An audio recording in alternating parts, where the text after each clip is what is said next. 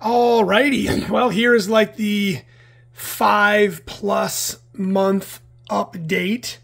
As always, of course, my little Goby is always out and about. He is super friendly, always likes to see what's going on.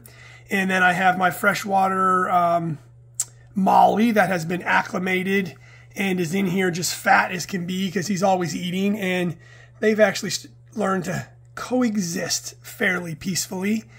So there you have it. So going decently well. I'm definitely having a little bit of an algae issue, of course, kind of an ongoing little thing. But for the most part, everything is doing great. Don't have anything super exciting in here. I've got the Kenya tree, which of course is sprouting all over the place. Got the green star polyp little cluster down there. My mushrooms. Miscellaneous zoas. Oh, there's my little scarlet back in there. My feather duster. Trying to get these green star polyps. They have grown tremendously and like maybe been up there for a couple of weeks, maybe a month. It was just the tiniest, maybe like a quarter size. Now it's really spreading quite well. And then, I don't know if you can see, these are really growing onto the rock back here. These have really spread a lot onto the rock. My cloves. That's pipe organ coral, not green star polyps right there.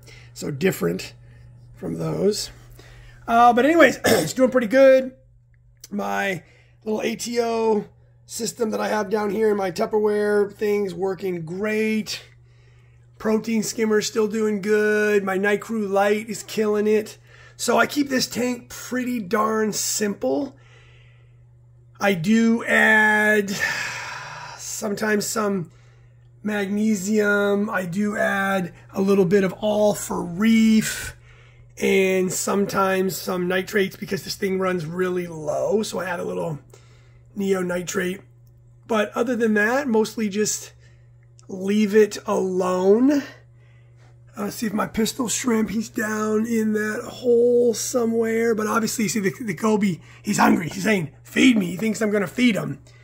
So I'll go ahead and give these guys here some food in a little bit. But this is my 10-gallon Nano tank. And once again, I keep it super simple with what I put in here. And I haven't put anything new in here for a while. But for the most part, everything's doing pretty good. Just kind of the typical little algae issues and things like that. But I can't even remember the last time I did a water change. When I do like 10%. It's super quick, maybe every couple weeks to a month. But there you have it. So anyways, hopefully you guys are having fun out there with your Nano tanks.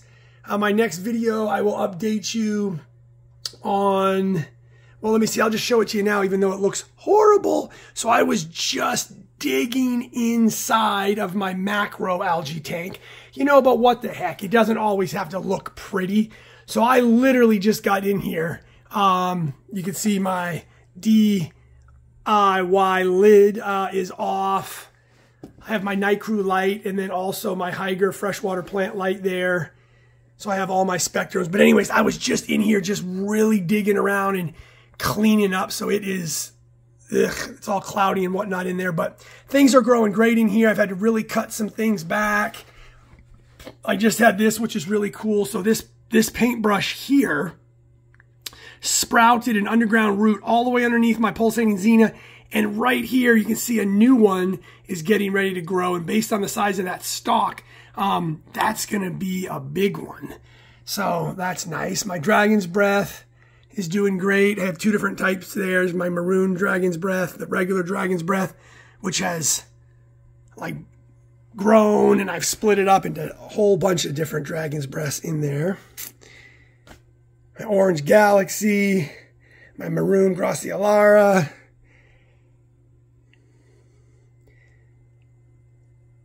Oh, just a whole bunch of different stuff. So anyway, Clownfish is loving it. He normally lives back there in the Calibra. But this tank is doing great. Super messy. Like I said, right now I was just digging around in there. And I got to let it finish settling. And then I'll have to go in and kind of like clean it off because a lot of the stuff is like settling on top. You can see all the the yucky stuff because I was in here like, well, I'll just show you. I was in here. What I do sometimes is I take this and I'll just like blow down in here where there's a whole bunch of gunk, see? And I'll just like stir it all up and I'll make sure that I get all the crap, and then it settles like this, see? Ugh. And then basically I just have to go around for like, I don't know, every 20 or 30 minutes for a while as it settles. And I kind of kick everything back up. And I turn my filter on. I have a DC pump here where I can kick my pump on a little higher. And I put a brand new filter sock up in the top over here. And then I purposely stir stuff up like this. Here you go. There you can see the good stuff, right? This is the behind the scenes. The behind the scenes. It doesn't always look pretty.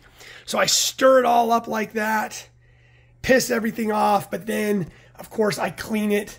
I let the filter sock do its thing. Then I immediately take the filter sock out and clean it all up. Normally, I don't run a filter sock all the time. I literally just use it for maintenance. So I only put it in when I'm cleaning the tank and stirring everything up. And then once it's completely full, and I've done that for a couple hours, like on and off, then I take it out, rinse it, and then I leave it out most of the time. So there you have it. There's the update on my macro algae tank, which I personally love.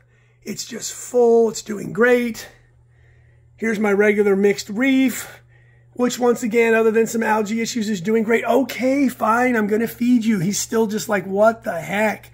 All right, I'm going to do it. So there you have it. I have my two matching tanks. They're both 10-gallon F-Zone all-in-ones. They're both running Night Crew Reef LEDs. And then this one also has the freshwater Spectrum RGBs. I have the same F-Zone auto top-off down here in these Tupperwares. Works out great. And I love these tanks. So anyways, guys, there you have it.